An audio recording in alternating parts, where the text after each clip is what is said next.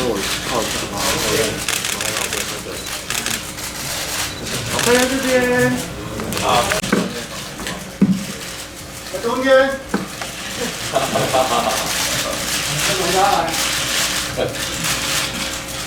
今天非常高兴在这边跟苏院长见面。我们实际上是多年的兄弟，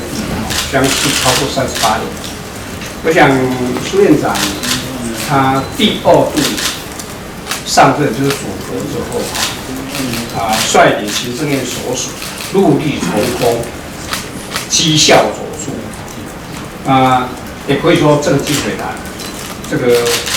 有政府可以做事，真的是做到这一点。尤其在抗疫防疫方面，大家都记忆犹新，就是猪瘟，能够把猪瘟阻绝在境外，这个就是非常不容易。那这一次的武汉肺炎，在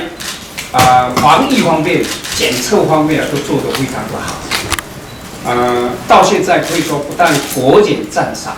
连国际都非常的肯定。在立法院，事实上大家也知道，立法院院长就是比较属于立法行政，在立法行政方面我能够做到的，我一定全力支持、全力配合。行政院长要来施政报告的前一刻，我们特别来向尤院长表示，行政院特别要请立法院多多的指教跟支持，尤其当此武汉肺炎疫情险峻，我们国人同胞一方面同心合力一起防疫，一方面受困受冲击，人民产业非常之多，所以行政院将在后天通过特别条例，并最快速送请立法院审议，还特别邀请尤院长帮忙，也请立法院委员先进，能够快速通过。只要一通过，我们立刻就定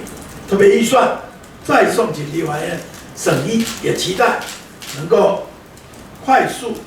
通过，让人民现在最期待的，怎么防疫、怎么纾困、怎么振兴，都是需要立法院的立法及预算的通过支持。所以今天非常高兴得到尤院长许多的指教。